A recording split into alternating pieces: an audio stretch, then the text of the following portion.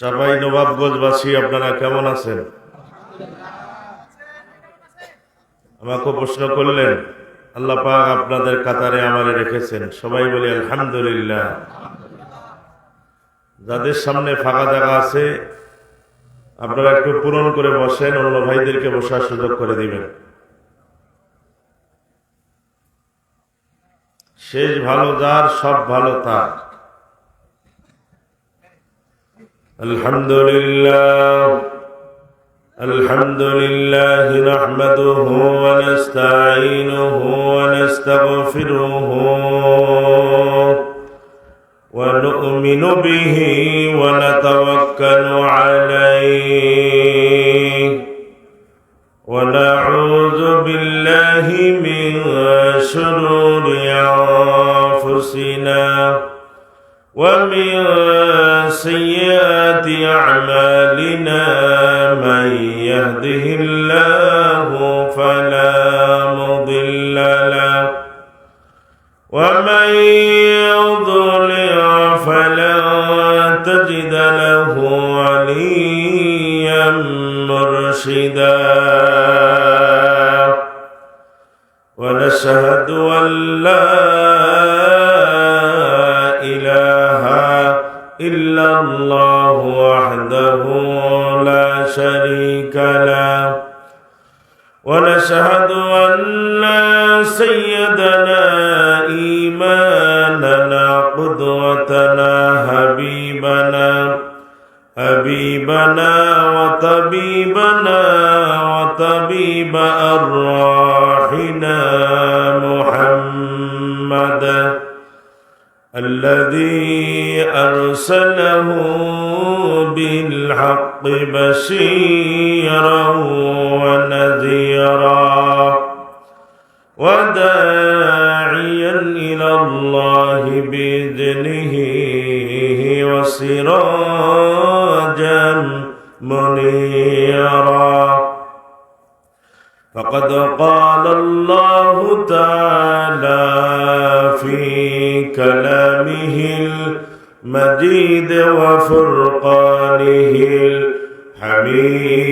الحميد جبان كلام رشد برنا أعوذ بالله من الشيطان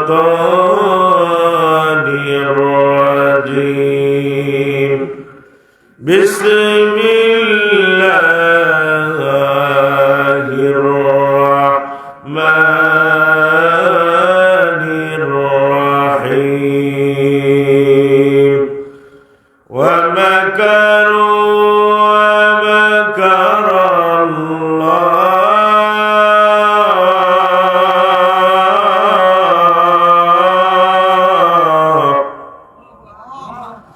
والله خير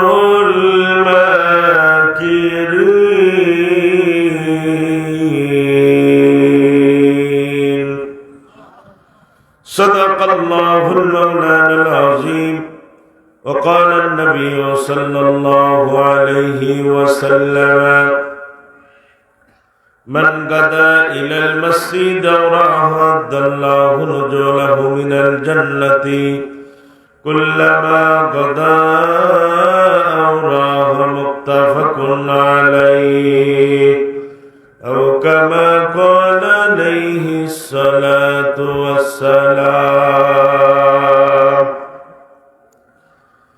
কুজা কারুন কুজা ফেরাউন কুজা নমরুদ সুদহামান কুজা শওকত আজিজ সাহেব কুজা তখতে সুলাইমান এখন জাহাজে গাড়ি হাওয়ায় চলে সেটা করে রে বিধান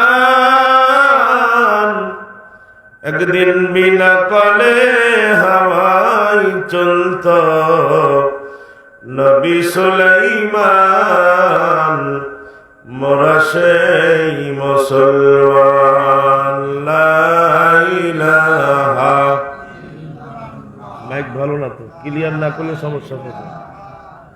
ক্লিয়ার করেন, চেঞ্জ করা যাবে না তো।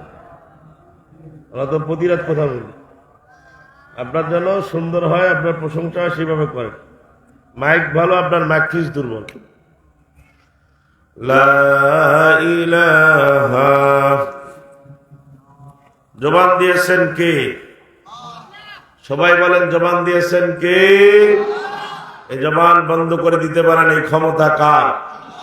আল্লাহ। তা জবানে জবান খোলা আওয়াজ দিয়ে বলে লা ইলাহা,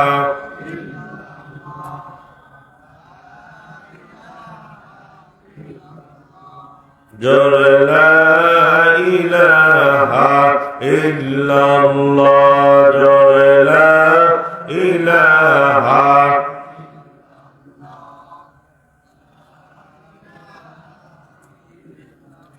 এই কালেমার দাওয়াত দিতে মার খাইলেন নবী তায়বতে, বন্দী হইলেন দেশ ছাড়লেন, তবু বিপ্লবী কালেমা ছাড়লেন না। লা ইলাহা,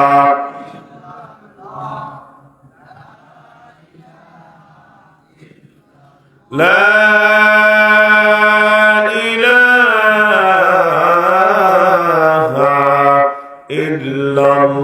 ইল্লাল্লাহু মুহাম্মাদুর রাসূলুল্লাহ।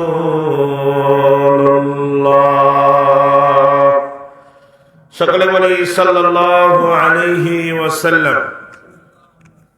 দৃষ্টিনন্দন নয়নাভিরাম নীলাভ নীলিনাময় মেঘ মুক্ত মহাকাশ, আকাশ বাতাস চন্দ্র সূর্য কীট পতঙ্গ সৌররাজি, পানির তলে লুকিয়ে থাকা নিম তিমির আফ্রিকার গহীন জঙ্গলের হিংস্র প্রাণী, পদতলের পিপিলিকা উড়ন্ত পক্ষীরাজি সহকারে ঐতিহ্যবাহী জেলা চাঁপাইনবাবগঞ্জ জেলার সদরে আয়োজিত ঐতিহ্যবাহী 31তম বার্ষিকী 3 দিন ব্যাপী তাফসীরুল কোরআন মাহফিল সরজন উত্তরপাড়া গোরস্থান সংলগ্ন আমবাগান ঐতিহ্যবাহী তাফসীরুল কোরআন মাহফিলের প্রথম রজনীর সম্মানিত শ্রোতাভাজন সভাপতি হাফেজ মাওলানা মোহাম্মদ উমর ফারুক, পেশ ইমাম সরজান সাবেক জামে মসজিদ,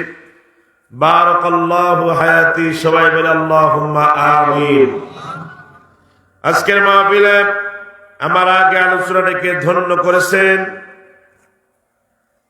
আপনাদের এলাকারই কৃতি সন্তান মাওলানা মোহাম্মদ নাজমুস সাদাত সিদ্দিকী, পেশ ইমাম সরজান মন্ডলপাড়া জামে মসজিদ। আল্লাহ পাক তার জবানে বারাকা দান করুক, সারা বিশ্বময় কবুল করুন। সবাই বলেন আমিন। সামনে বসা শ্রোতা মণ্ডলী, আজকের মাহফিলের প্রধান অতিথি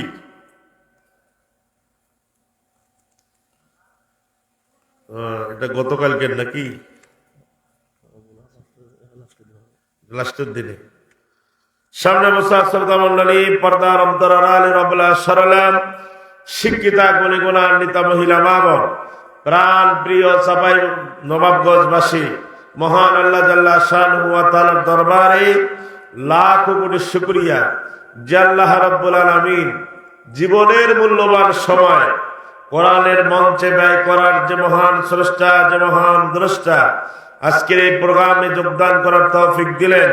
সে আল্লাহর বারে গাহে উচ্চ কণ্ঠে উচ্চ আওয়াজে হৃদয়ের যত শক্তি আবেগ উজাড় করে কালিমাতুশ শুকর আদায় করি, বলে আলহামদুলিল্লাহ। আরো চিল্লায় বলেন আলহামদুলিল্লাহ, বলে আল্লাহু আকবার কাবীরা, আলহামদুলিল্লাহি কাসীরা, সুবহানাল্লাহি বুকরাতাও ওয়া আসীলা, রব্বানা লাকাল হামদ হামদান কাসীরান তাইয়্যিবান মুবারাকান ফি, ইয়া রাব্বি লাকাল হামদু কামা ইয়ানবাগি লিজালালি ওয়াজহিকা ওয়া আযীমি সুলতানিকা।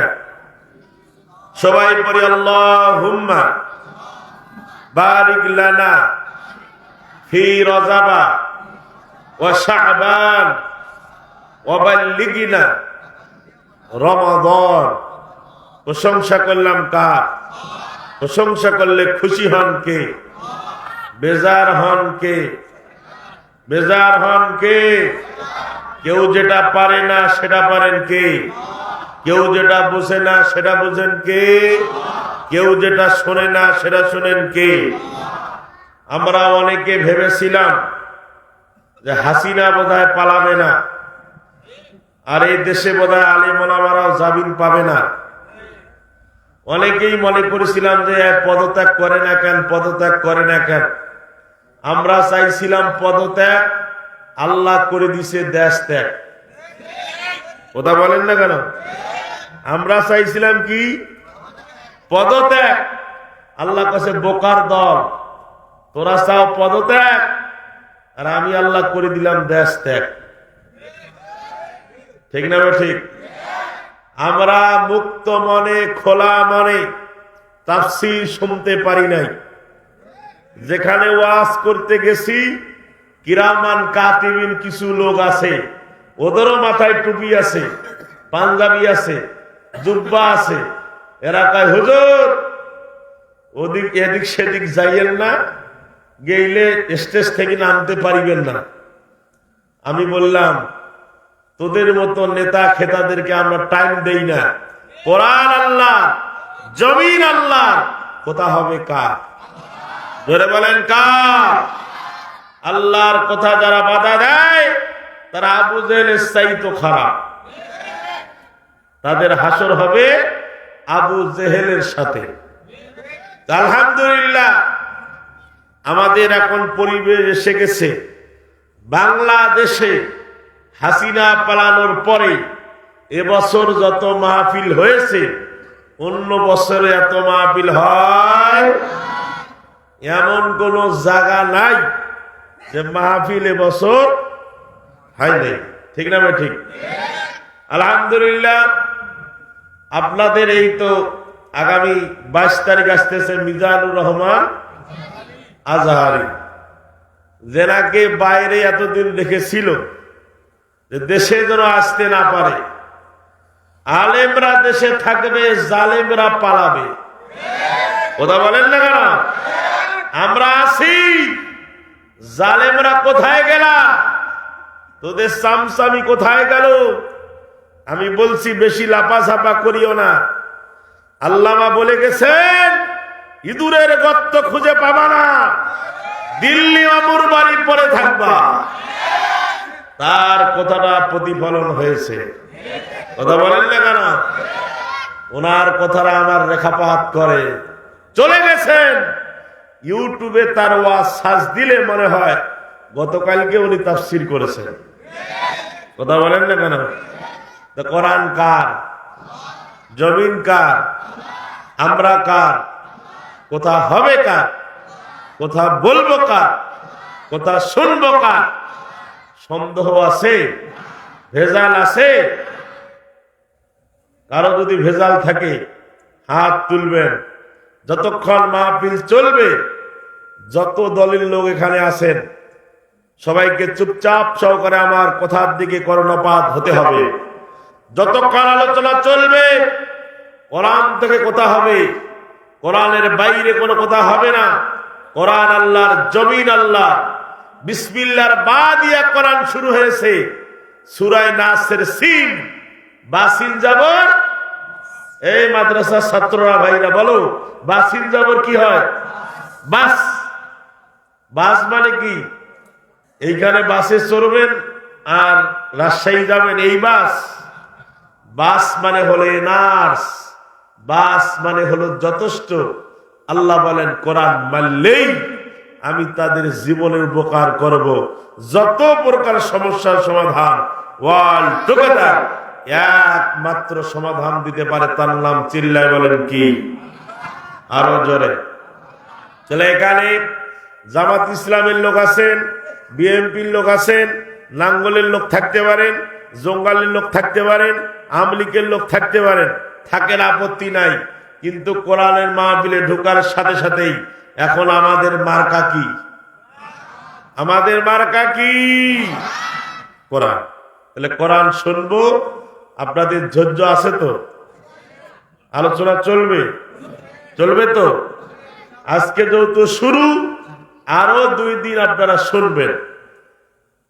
শীতের রাতে এক ল্যাপের তলে যদি 3 জন লোক শুতা যায়, মাঝের লোকটার খুব আরাম হয়, ঠিক না বে ঠিক? কায় কোন পাশে টানেছেন টানো, মাঝের লোকটা আরামে ঘুমায়। কথা বলেন? আমরা আজকে যে টাইমে বসেছি, আজকে না ঠান্ডা না গরম, ঠিক না বে ঠিক? আবহাওয়াটা অনেক সুন্দর, কোনো সমস্যা নাই। ঠান্ডা মাথায় বসে যান। আর মাইক ভাইকে বলবো, ভাই আপনি প্লিজ যদ্দূর আপনার শক্তি আপনি একটু করেন, কেননা আমাদের প্রতিরাত কথা বলার দরকার। চিন করতেছে, একটু দাঁড়েন। আর আপনার এই যে রিভলভার দেন বক্সের, এবং বাইরে যদি আওয়াজ বেশি মাইক দিয়ে থাকেন একটু বন্ধ করে দেন। আমাদের এইখানে আওয়াজ দরকার, বাইরে আওয়াজের দরকার নেই, ঠিক না ম্যাডাম? বাইরে কে ওয়াজ শুনবে না শুনবে তাদেরকে দেখার দরকার নাই, আমাদের এইখানে আওয়াজ দেওয়া দরকার। এইখানে আওয়াজ দেন আপনি। আল্লাহ কবুল করুক, বলে আমিন। আর চিল্লায় বলেন আমিন। মুসলমান ভাইরা আমার, কাল্লা লম্বা করার সুযোগ নাই। চাপাই নবাবগঞ্জবাসী কান খাড়া করে শোনা যান। কোরআন আল্লাহর জমিন, আল্লাহর কথা হবে আল্লাহর। আমার আল্লাহ বলেন, আমি কোরআন নাজিল করে দিলাম। ইন্না নাহনু নাযালনা যিকরা ওয়া ইন্না লাহু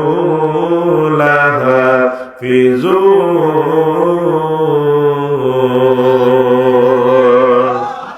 কোরআন নাজিল করেছে আমার আল্লাহ। আমার আল্লাহ বলেন, এটা মামলা দিয়ে বন্ধ করার জিনিস না, আর সুইচ আছে আমার হাতে। ইল্লা নাহনু নাযালনা যিকরা, কোরআন নাজিল করেছি আমি আল্লাহ, এর হেফাজতের দায়িত্ব হলো আমার হাতে। জোরে কোন সুবহানাল্লাহ। রংপুরে সেদিন আমার ভাইয়েরা এক মাদ্রাসার মাহফিল করতে গেলাম। 10টা ছাত্রের মাথায় পাগড়ি প্রদান করলাম। ছোট্ট একটা বাচ্চা, প্রায় আমার ভাইয়েরা 5 থেকে 6 বছর আমার ভাইরা বয়স হবে। আমি হুজুরকে বললাম, হুজুর এই ছেলেটা কি? কয়, হুজুর এই ছেলেটাও পাগড়ি পাবে। উনি আমারে বললে, হুজুর 2 বছরের ভিতরে আল্লাহর কোরআন মুখস্থ করেছে। আল্লাহু আকবার বলেন। কোরআন যার সিনার ভিতরে থাকবে তার দাম কম না বেশি? জোরে বলেন। বাংলাদেশে আমাদের দাম কম না বেশি? সবাই বলেন না কেন? আরে কম। আমাদের দেখলে কয় হুজুর টুজুর, এই মুলবিরা কি করে খাবে? মুলবিরা দেশটা খাইলো। আমাদের দেখলে কিছু লোকের চোখ গরম করে কথা বলে। আমি বললাম, আজকে যদি কোরআন ক্ষমতায় যাইতো, আজকে কোরআনের হাফেজরা ডিসির চেয়ার পাইতো, এসপির চেয়ার পাইতো, তোদের কপালে চৌকিদারির চাকরিও যুক্ত না। কথা বলেন না কেন? কিন্তু কোরআন ক্ষমতায় না থাকার কারণে আজকে আমাদেরকে বাঁকা নজরে তাকায়। আজকে বাংলাদেশে ওয়াজের চান্দা দিতে দিতে অনেক দোকানদার পর্যন্ত বিরক্ত হয়েছে। এত ওয়াজ। আমি তাদেরকে বলতে চাই, চাচা 1টা টাকাও আপনাদের কাছে নেওয়া লাগবে না। যদি কোরআন ক্ষমতায় যাইতো, রাষ্ট্রীয় তহবিল দিয়া কোরআনের মাহফিল হইতো। মসজিদ চলতো কোরআন দিয়া, মাদ্রাসা চলতো সরকারি তহবিল দিয়া, মসজিদ চলতো সরকারি তহবিল দিয়া। আজকে মসজিদ মাদ্রাসা চলে ভিক্ষার ঝোলা দিয়া, আর গান বাজনা চলে, শিল্পকলা চলে সরকারি তহবিল দিয়া।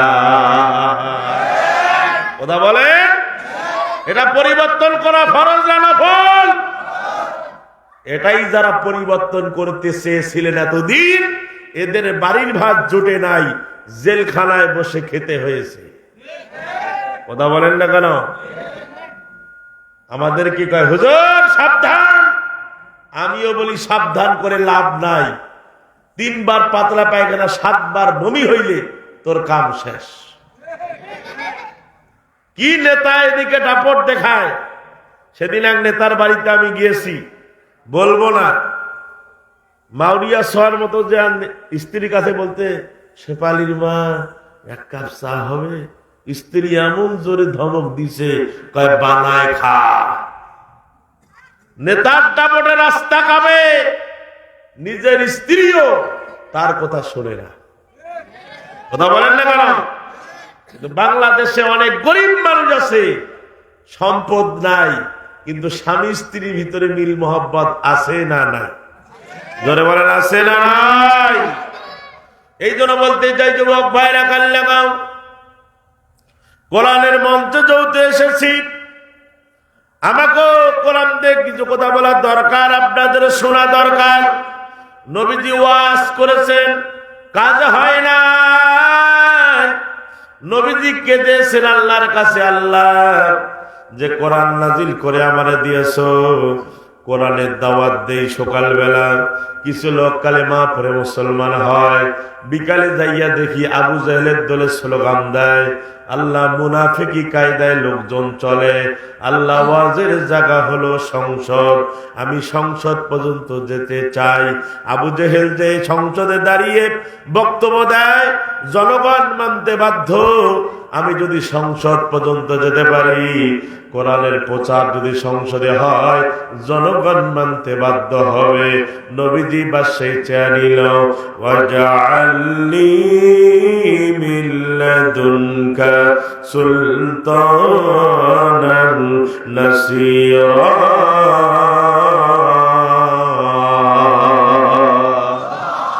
আয় আল্লাহ, তুমি আমার রাষ্ট্রনায়ক বানাও, আমার গদি দাও, চেয়ার দাও। আবু জাহেলের চেয়ারে যদি বসতে পারি, জনগণ আমার কথা শুনবে, বুঝবে। যেমন ডক্টর ইউনূস ক্ষমতায় আছে, যদি আজকে বলে আগামীকাল যে বেটা ফজরের নামাজ পড়বে না, পাছার মধ্যে 5টা ব্যাট, 6 মাসের জেল, আমার বিশ্বাস রাত 3টার দিকে এই বেনামাজিরাই মুয়াজ্জিনক জাগাবে। কথা বলেন না কেন? আইন পাস হয়ে গেছে, নামাজ না বলে সামনে থাকবে না। উযু থাকার না তাক পাবলিক জামাতে যাবে। নবীজি এই দোয়া করলেন, আল্লাহ আমার রাষ্ট্র ক্ষমতা দাও, আমারে গদি দাও, চেয়ার দাও। এখন কিছু কানা মুলবি বেরাইছে, এরা মিলাদের ক্যাম্প বানিয়ে নিছে। দোজাহানের বাদশা নবীজি বাদশাহী তিনি করলেন না, উম্মতের কারণে নবী 7 দিন খানা খাইলেন না। আরে আহাম্মক পোড়া কপাল, নবী বাদশাহী চেয়ে নিল, ওয়াজআলনি মিন লাদুনকা সুলতানান নাসীরা।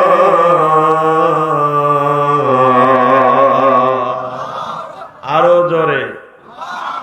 যখন নবীজি গদি চাইলেন, চেয়ার চাইলেন, নবীকে কি আপেল দিয়েছে? কমলা দিছে? মুরগির গোশত খাওয়াইছে? নবীকে ঢেল মারছে, এ মুহাম্মদ কি ফালতু কথা বলার চলে এসেছো? আমার আল্লাহ বলেন, হাবিব আমি হলাম রব্বুল আলামিন, আর আপনি হলেন রাহমাতুল লিল আলামিন। আবু জেহেল, আবু লাহাব দিতে পারবে না পাল্লা, থাকবে না তাদের কল্লা, সাথে আসি আমি আল্লাহ। আরো জোরে। নবীর সাথে আছেন কি? আরো জোরে। আজকে আবু জেহেলের বাড়িতে টয়লেট, 2001টা পায়খানা। যত বাংলাদেশে হাজি যায়, আবু জেহেলের বাড়িতে পায়খানা করে। কথা বলেন না কেন? আজকে ধানমন্ডির বাড়ি ভাঙছে, তারপরে বড় বড় নেতাদের বাড়ি ঘরে আজকে ভেঙ্গে গুড়িয়ে দিচ্ছে। তার একটাই কারণ হলো, এই হাসিনা ভারত পালার পরেও উল্টাপাল্টা কথা বলা শুরু করছে। কথা বলেন না কেন? এর কারণে আর আজকে বাড়ি ঘর ভাঙ্গা হয়েছে। আমার বিশ্বাস নব্য ফেরাউনদের বাড়ি ঘর ভাঙলে হবে না, মাঝে মাঝে এদের বাড়িতে ডিজিটাল আবু জেহেলের মতো পায়খানা করা দরকার। কথা বলেন না কেন? যাদের কপালে কোরআনের নসিব নাই, বুঝতে হবে তার বাংলার জমিনে থাকার অধিকার নাই। নবীজিকে গালি দিল, নবীজিকে পাগল বলল, নবীজিকে আমার ভাইরা অনেক চাপ প্রয়োগ করল। নবীজি আমার আল্লাহর কাছে বলছে, রব্বুল আলামিন, আমি হলাম রহমাতাল লিল আলামিন, তুমি হলেন রব্বুল আলামিন। আল্লাহ আপনার পরে আমার স্থান। আমার আল্লাহ বলেন, নবী গো, চিন্তার করার কোনো কারণ নাই। আবু জেহেল দারুন নাদওয়ার ভিতরে যত বৈঠক করুক, যত পরামর্শ করুক, লাভ হবে না।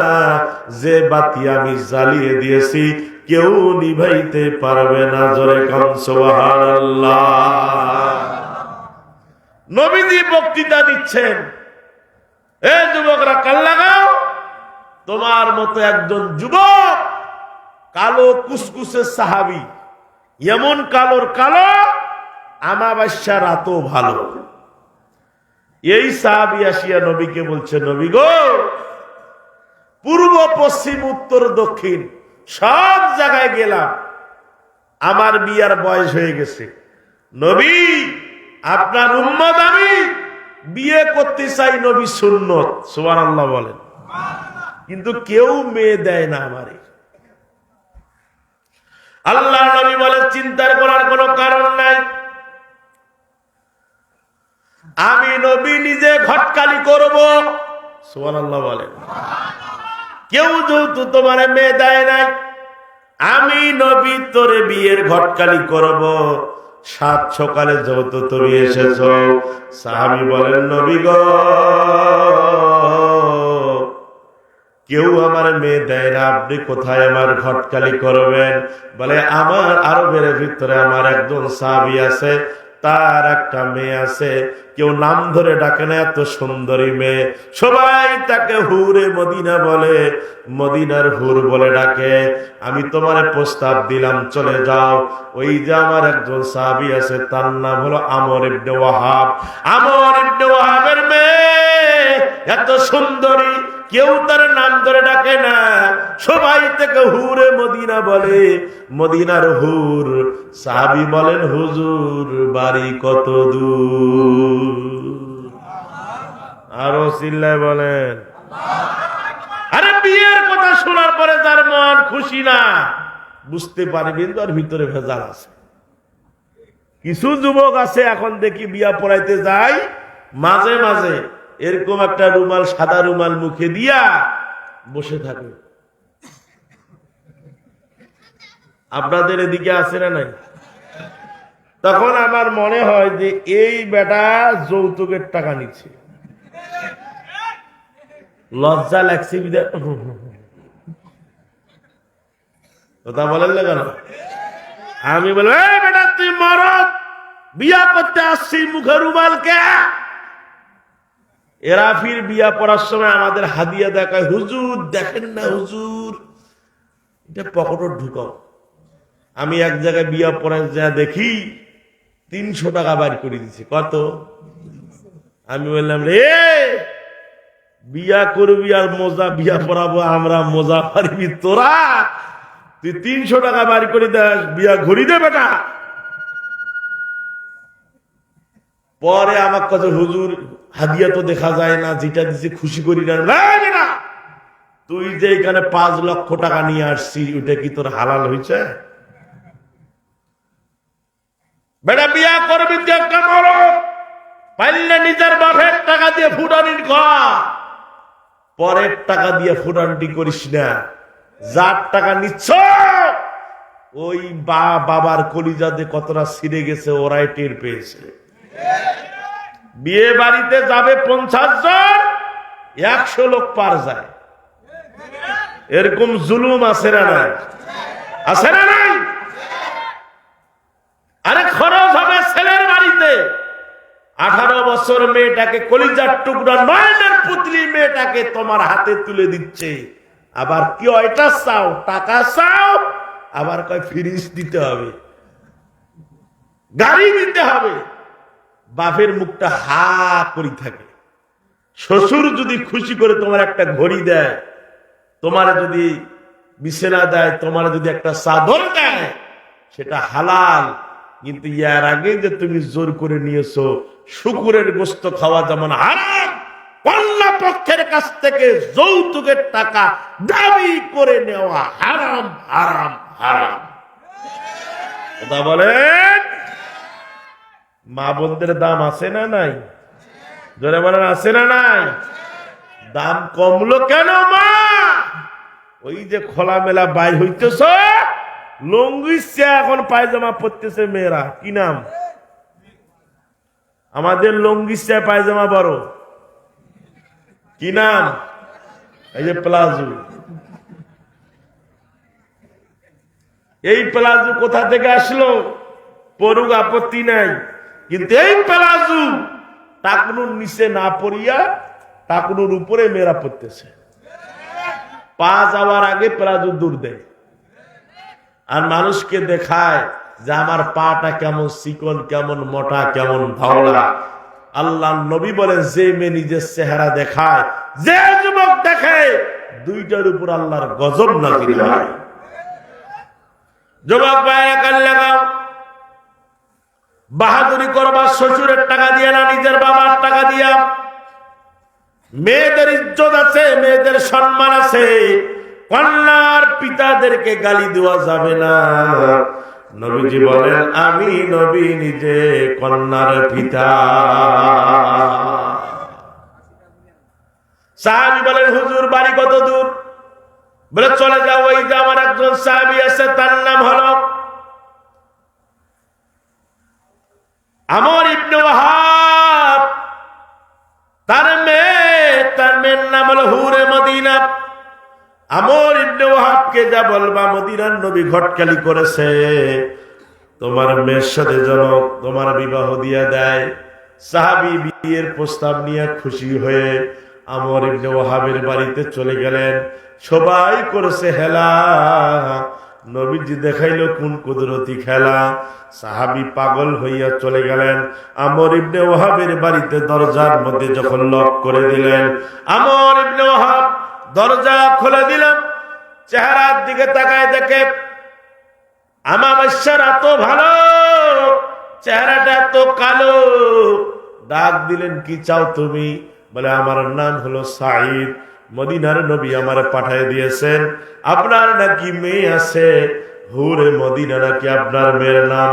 বলে, হা, আপনার মেয়ের সাথে আমার বিবাহ করার জন্য মদিনার নবী বলেছে।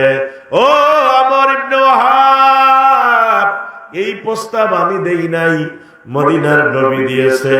আমর ইবনে ওয়াহাব নবীজির প্রস্তাবের দিকে তাকায়, স্মরণ করে, আর সাঈদের চেহারার দিকে তাকায়। নিশ্চয় চেহারার সৌন্দর্য নাই, কিন্তু সম্পদের সাথে একটা মিল থাকতে পারে। ডাক দিলেন, তোমার বাড়ি কোথায়? বিল্ডিং কোথায়? ঘর কোথায়? সাহাবী বলেন, বিল্ডিং নাই, যেখানে রাত সেখানে কাজ। সুবহানাল্লাহ বলেন। আমার কোনো বাড়ি নাই, ঘর নাই, যেখানে রাত সেখানে কাজ। আমর ইবনে ওয়াহাব বলে, চেহারা নাই, সৌন্দর্য নাই, টাকা নাই, বাড়ি নাই, ঘর নাই, তোমার সাথে আমার মেয়ের বিবাহ নাই। সাহাবী পাঞ্জাবির কলার ঝাঁকিয়ে বলতেছে, কোনো সমস্যাও নাই। সুবহানাল্লাহ বলেন। আরে এই প্রস্তাব আমি দেই নাই, মদিনার নবী দিয়েছে। মানলে মানেন, না মানলে গেলাম। সুবহানাল্লাহ বলেন আরো জোরে।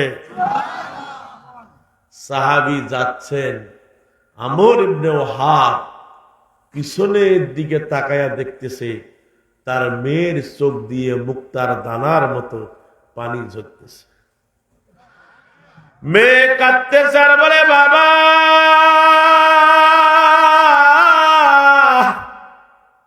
তুমি নবীর প্রস্তাবে দিয়েছো থাবা, তুমি বড় হাবা। ও বাবা, তুমি জানো না মদিনার নবী প্রস্তাব দিয়েছে, তার চেহারা নাই, সৌন্দর্য নাই, কিচ্ছু নাই, কিন্তু প্রস্তাব তোর মদিনার নবী দিয়েছে। যদি তার সাথে আমার বিবাহ পড়ায় দিতা, আরবের ভিতরে সে একজন ধনী মানুষের কাতারে দাঁড়াইতো, আমাদের সম্পদ তো কম নাই, আর মদিনার নবীর প্রস্তাবটা যদি মেনে নিতাম, হাসরের ময়দানে নবীর কিনারে আল্লাহ আমাদেরকে পৌঁছাই দিত, হাসরের ময়দানে জান্নাতের উচ্চ মাকাম আমাদেরকে আল্লাহ দান করে দিত। এইভাবে মেয়েটা কাঁদে আর বলে, বাবা তুমি তো নবীর প্রস্তাবে দিল থাবা, ও বাবা আমি ঘোষণা করে দিলাম ওই যুবকের সাথে আমি বিয়েতে বসবো, চিল্লাই কোন সুবহানাল্লাহ। বাংলাদেশে অনেক মেয়ে আছে বলছে হুজুরের সাথে বিয়ে দিও না, এমরা আমার টিভি দেখাবে না, এমরা আমার মার্কেট নিগাবে না। ঠিক না বেশি? মা হুজুররা যে আরামে আছে, যে বউ হুজুরের সাথে বিবাহ হয়েছে ওদেরকে জিজ্ঞাসা করো, অল্প বেতনে চাকরি করে কিন্তু ঘরের মধ্যে বরকত আছে না নাই? জোরে বলেন। এক জায়গায় ওয়াজ করতে গেছি কিছুদিন আগে, হাফেজ সাহেব এক মাদ্রাসায়, সুন্দর চেহারা, আমাকে ভাত তুলে দিচ্ছে। আমি বললাম হুজুর এইখানে চাকরি কতদিন পর্যন্ত করেন? কয় হুজুর 2 বছর হয়ে গেল। বেতন কত? কয় হুজুর 6,000 পাই। কয় হাজার? 6,000। মানে বেতন 6,000 দিয়ে সংসার চলে? কয় হুজুর বিয়ে শাদী করি নেই তো, এই 6,000 দিয়ে চলতেছে। বেতন ঠিক ঠিক ভাবে পান? কয় না হুজুর 6 মাস থাকি বেতন বাকি। কয় মাস? আমি বললাম 6 মাস থেকে বাকি, কিভাবে চলেন? কছে যে মাহফিল করো, বেশি করে কালেকশন করো, টাকা পয়সা যা হবে এক বেলায় 6 মাসের বেতন দিয়ে দিই। স্টেজে উঠে আমি আগে বক্তৃতা দিয়েছি যে আমি বেলাল হোসেন বলবো আজকে আপনাদের এই চাঁপাইনবাবগঞ্জ এসেছি, আমি এখান থেকে চলে যাব, আগামী বছর ডাকলে আসবো, না হলে আসবো না, কিন্তু আপনি মারা গেলে আমি আগে আসবো না এই হুজুররা যাবে? ধরে বলেন কে যাবে? আপনাদের এলাকার ইমাম, আপনাদের এলাকার হুজুর, আপনাদের এলাকার মুয়াজ্জিন, এরা আগে যাবে এবং দোয়া করবে। কিন্তু আমাদের শীর্ষণ কি? যদি এলাকার বক্তা ওয়াজ করে কয় হ্যাঁ ওইটা আমারই সেগরা, ওইটা আমারই ইমাম, হুজুর টুজুর, এইভাবে বলিয়া কাটি দিই। কথা বলেন না কেন? এই জন্য বলতে চাই, যতক্ষণ পর্যন্ত এলাকার ইমাম মুয়াজ্জিন হাফেজদেরকে সম্মান করবেন না, ততক্ষণ পর্যন্ত আপনারা আগাইতে পারবেন না। কথা বলেন না কেন? এদের হক আছে, এদের দায়িত্ব আছে, এদেরকে দিয়ে ওয়াজ করান, এদেরকে দিয়ে মসজিদে খুতবা শুনেন, এনাফ হয়ে যাবে। কি বক্তাদের এখন যে ভাই অবস্থা, 50,000 টাকা বক্তার অ্যাকাউন্টে জমা না হলে বক্তা বক্তৃতা করতে আসে না। আছে না নাই? এই জন্য বলতে চাই, ভাইরাল মানুষকে শেষ করে দিয়েছে, ভাইরাসে রূপান্তরিত হয়ে গেছে। এই জন্য বলতে চাই, সন্তানদেরকে সোনার মানুষ করতে গেলে আপনাদের সন্তানকে জাগা মতো নিয়ে যেতে হবে। কথা বলেন ঠিক না বেঠিক? এই জন্য বলতে চাই, এলাকার ইমাম মুয়াজ্জিনদেরকে সম্মান করবেন, মুয়াজ্জিনদের বেতন বাড়ান, ইমামদের বেতন বাড়ান। ডিসির ছেলে, এসপির ছেলে দেখবেন কোরআনের হাফেজ হবে, হুজুরদের বেতন নাই, টাকা কম, দেখিয়া ডিসির ছেলে, এসপির ছেলে আজকে বাইরে লেখাপড়া করে। আজকে যদি কোরআন ক্ষমতায় যাইতো, ডিসির বেটা, এসপির বেটার অত্যাচারে কেউ লেখাপড়া করতে পারত না। মেয়ে বলতেছে আব্বা চলে যাও, আমি রাজি, আমি ওই কালো সাহাবীর সাথে বিয়াতে বসবো। সুবহানাল্লাহ, জোরে বলবেন না? আরো চিল্লায় বলেন। আমর ইবনে ওয়াহাবের চোখ দিয়ে পানি ছেড়ে দিল। কি আজীব কথা, কি আমি বললাম! আমার তো ভুল হয়ে গেল, নবীর প্রস্তাবে থাবা দিয়ে দিলাম। সাহাবীর আগে তো আমাকে নবীর দরবারে যেতে হবে। এদিকে সাঈদ মনটা খারাপ করে নবীর দরবারে যাচ্ছেন। আমর ইবনে ওয়াহাব তার আগেই নবীকে যাইয়া সালাম দিলেন, ও মদিনার নবী, আমার মেয়ে রাজি, বিবাহ পড়ায়া দেন। আমর ইবনে ওয়াহাব এই প্রস্তাব যখন নবীকে দিল, সাঈদ নবীর সামনে চলে গেলেন। সাঈদ বলছে, ইয়া রাসূলুল্লাহ, ইয়া হাবিবাল্লাহ, ঘটকালি কাজে লাগে নাই, আমর ইবনে ওয়াহাবের মেয়ের সাথে আমার বিবাহ হবে না। নবীজি মুস্কি মুস্কি হাসিয়ার বলে, ও সাহাবী, তোর কপাল লেগে গেছে, সকাল বেলার ঘটকালি আমার কাজে লেগে গেছে। তোর ওই আমর ইবনে ওয়াহাবের মেয়ের সাথে এক্ষুনি তোর বিবাহ হয়ে যাবে। টাকা কি জমা করছো বের করো। সাহাবী বলে, হুজুর ন্যাংটি পকেট, 1 টাকাও নাই। 1 টাকা কেমনে বিয়া করবি? হুজুর আমার তো কিছুই নাই, আমি আপনার উম্মত, বিবাহ পালন করতে চাই সুন্নত। আল্লাহর নবী বলে, চলে যাও তাড়াতাড়ি। আরবের ভিতরে আমার জামাই ওসমান গনি, আরবের ভিতরে বড় ধনী, তাকে সালাম দিয়া বলবা, মদিনার নবী পাঠায় দিয়েছে তোমার বিবাহের বাজারের জন্য, ওসমান গনি যেন তোমার 200 দিরহাম দেয়। সুবহানাল্লাহ বলে। সবচেয়ে ধনী কে? আরো জোরে। ওসমান গনি কেন ধনী হলেন শুনেন। ওসমান গনি ধনী হওয়ার কারণ হলো, দস্তরখানা ছাড়া ওসমান গনি ভাত খাইতেন না। সুবহানাল্লাহ বলেন। ওসমান গনি একদিন নবীকে যা বলতেছে, নবী গো, আমার এত সম্পদ খালি বাড়তেই আছে, কমে না কেন? কোন ওষুধ আছে নাকি, কোন শিক্ষা আছে নাকি, আমার দেন। নবীজি বলে, সম্পদ কমাইতে চাও, উটের উপর চড়ে খানা খাও। সুবহানাল্লাহ বলে। ওসমান গনি উটের উপর চড়ে খানা খায়। খানা খাইতে খাইতে যখন ভাতের দানা উপর থেকে নিচে পড়ে যায়, আবার নামার পরে ওই ভাতটুকু কুড়ে খায়। এইভাবে খাইতেই থাকে। ওসমান গনি বলছে, হুজুর সম্পদ তো বাড়ে না, কমে না, বাড়তেই আছে। নবীজি বলেন, তুমি যে দস্তরখানা বিসি খাও কি উটের উপর চড়ে? কয়, জি হুজুর, ভাত পড়ে গেলে আমি খাই। নবীজি বলেন, এই যে দস্তরখানা বিছিয়া যে তুমি ভাত খাও, ওই কুরানো ভাত যে তুমি তুলে খাওয়ার কারণে তোমার ঘরে কোনোদিন অভাব হবে না, তোমার ঘরে বরকত হবে। আরো চিল্লায় বলেন। আমাদের বাড়িতে দস্তরখানা আছে? আছে? নাই। গরু ছাগলের মতো খানা খাই, খানা নষ্ট করে দেয়, আর নিজেকে দাবি করি যে আমি মুসলমান, আমার ঘরে বরকত হয় না কেন? এত গরিব আমি কেন?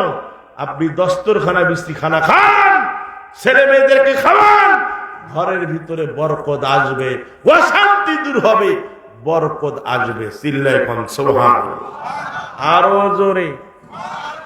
ওই একটা গল্প শুনেছিলাম, কেমন স্ত্রী স্বামীকে ধমক দিচ্ছে, এ মিয়া, প্রতিদিন ভিক্ষা করো, খালি 2 কেজি করে চাউল নিয়ে আসো বাড়িতে, আর বেশি কি পাও না?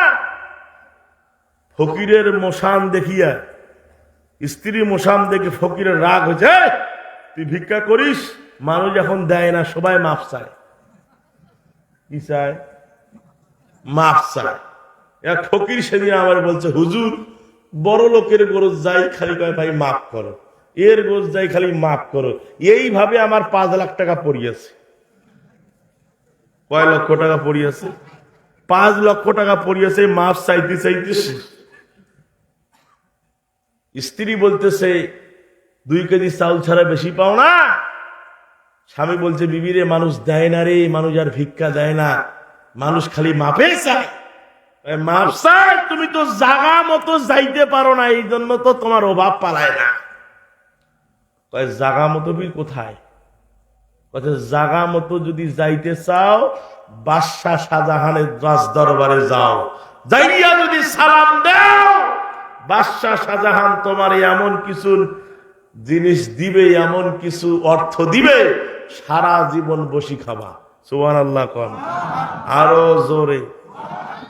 ফকির বলতেছে বাদশাহ শাহজাহানের দরবারে দেওয়া যায়, এটা তো আগে বলা দরকার, আমি আর আগে যাইতাম, এত ভিক করা লাগতো না। সেদিন এক ফকির চাল বিক্রি করতেছে, আমি বললাম চাচা এই যে ভিক্ষা করলেন চাল খাবেন না? না বা এগুলা খাওয়া যায় না বা, মানুষ দুনিয়ার চাউল দেয়, এগুলা খাই না, আমি পাইজাম খাই পাইজাম। ফকিরও ডিজিটাল কথা বলেন। আরে ডিজিটাল হতে হতে হতে হতে হতে হতে পায়খানা পর্যন্ত ডিজিটাল হচ্ছে। কেমন ডিজিটাল? ওই এক দুষ্ট বন্ধু বলছিল যে এক লোকের বাসে চড়ার পরে পায়খানা টয়লেটের চাপ আসছে। কিসের চাপ? টয়লেটের চাপ। ড্রাইভারকে বলছে ভাই একটু গাড়িটা থামান, আমি একটু বাথরুমে যাবো। না, গাড়ি থামানো যাবে না, পিছনে আল্লাহ আল্লাহ করেন। এই লোক বলে আমি পিছনে আল্লাহ আল্লাহ করবো, যে চাপ ধরছে বাথরুম আমার তো আর সহ্য হয় না, না পিছনে আল্লাহ আল্লাহ করেন। দেখতেছে 3-4টা সিট খালি হয়ে আছে, ওই সিট ফাঁক করিয়া পকেটের ভিতরে একটা পলিথিন ছিল, পলিথিনের মধ্যে কান সারছে। সারার পরে চিন্তা করলো আমার তো মান সম্মান চলে যাবে, কি করা যায়? পকেটের ভিতরে একটা সাদা রুমাল ছিল খুব সুন্দর, ওই রুমাল দিয়ে আস্তে করিয়া বান দিয়া রাখছে, কোথায় ফেলে দেওয়া যায়, কোথায় ফেলে দেওয়া যায়, এই চিন্তা বিক্রি করতেছে। আপনাদের নজিবপুর বাজারে গাড়ি যখন ব্রেক করেছে, আস্তে করে উপর থেকে নিচের মধ্যে ফেলে দিয়েছে। মোটর সাইকেলওয়ালা দূর থেকে লক্ষ্য করে দেখতেছে বাসের উপর থেকে সাদা রুমালে কি পড়লো, নিশ্চয় কোনো ভালো ফজিলত। উনি তুলে ব্যাগের মধ্যে নিয়ে দিছে টান, ফজিলত ভালো মতো যা চলে গেছে। ইনি বলতেছে রে হুজুর ওয়াজ করতেছ, ওয়াজ করতে করতে পায়খানা পর্যন্ত ডিজিটাল, এও নিরাপত্তা নাই। কথা বলেন না কেন? মুসলমান ভাইরা আমার, স্ত্রীর কথা শোনেন। ফকির এবার বাদশাহ শাহজাহানের বাড়িতে যাবে। বাদশাহ শাহজাহানের সাথে দেখা করতে গেলে 10টা গেট অতিক্রম করা লাগে। বাদশাহ শাহজাহানের একটা খাস কামরা আছে, ওইখানে যদি কেউ দেখা করতে যায় 10টা গেট 10টা দারওয়ানকে অতিক্রম করে দেওয়া লাগে। ফকির বেচারা চিন্তায় পড়ে গেল, কি করি আমি বাদশাহ শাহজাহানের সাথে দেখা করব? যদি দেখা করি তাহলে বাদশাহ শাহজাহান আমার এমন কিছু দিবে, সারা জীবন বসে খাবো, আর আমার কোথাও যাওয়া লাগবে না।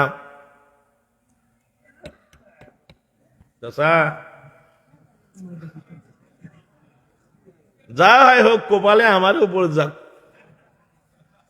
সুবহানাল্লাহ, আলহামদুলিল্লাহ। খুব কষ্ট।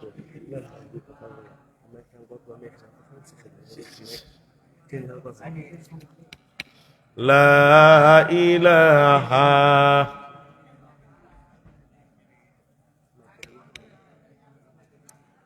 কেটে গেল নাকি? লা ইলাহা সুবহানাল্লাহ আলহামদুলিল্লাহ লা ইলাহা লা ইলাহা ইল্লাল্লাহ। সবাই বলি লা ইলাহা লা ইলাহা ইল্লাল্লাহু মুহাম্মাদুর রাসূলুল্লাহ সাল্লাল্লাহু। কষ্ট হচ্ছে? চলবে কিছুক্ষণ।